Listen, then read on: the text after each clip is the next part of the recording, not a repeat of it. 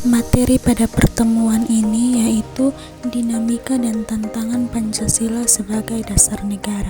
Yang pertama, pengertian Pancasila. Pancasila adalah dasar negara Indonesia yang telah disepakati oleh para pendiri bangsa sejak kemerdekaan. Pancasila merupakan hasil dari perjuangan dan pemikiran bangsa Indonesia yang menggali nilai-nilai luhur dan budaya dan agama yang beragam. Pancasila juga merupakan pandangan hidup bangsa Indonesia yang mencerminkan cita-cita, tujuan, dan semangat dalam membangun negara yang berdaulat, adil, dan makmur.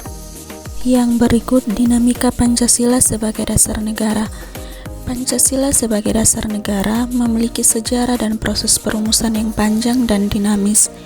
Pancasila pertama kali diusulkan oleh Insinyur Soekarno pada tanggal 1 Juni 1945 dalam pidato di depan Badan Penyelidik Usaha Persiapan Kemerdekaan Indonesia atau BPUPKI.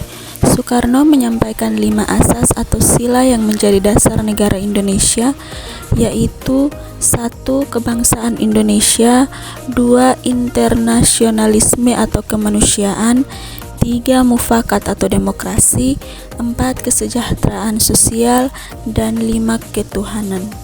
Tantangan Pancasila sebagai dasar negara dibagi menjadi 4. Yang pertama, globalisasi. Globalisasi adalah proses integrasi ekonomi, politik, sosial, dan budaya, dan teknologi antar negara-negara di dunia.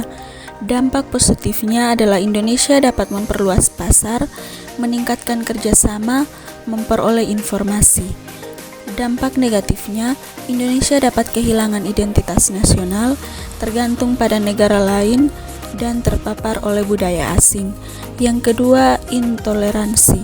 Intoleransi adalah sikap atau perilaku yang tidak mau menghormati atau menghargai perbedaan atau keragaman yang ada di masyarakat.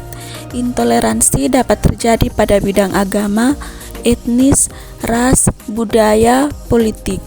Intoleransi dapat bersumber dari fanatisme, primordialisme, dan eksklusivisme. Yang ketiga, radikalisme. Radikalisme adalah paham atau gerakan yang ingin mengubah secara drastis atau radikal suatu sistem atau tatanan yang ada. Radikalisme dapat bersifat politik, agama, sosial, dan budaya.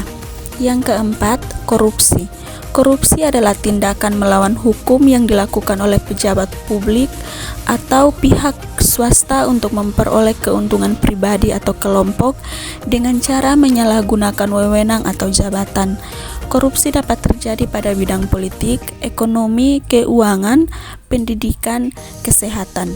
Korupsi dapat bersumber dari keserakahan, nepotisme, dan kolusi. Ada beberapa upaya untuk mengatasi tantangan Pancasila sebagai dasar negara, yaitu yang pertama, penguatan ideologi, yang kedua, pendidikan karakter, yang ketiga, penegakan hukum, dan yang keempat, pemberdayaan masyarakat.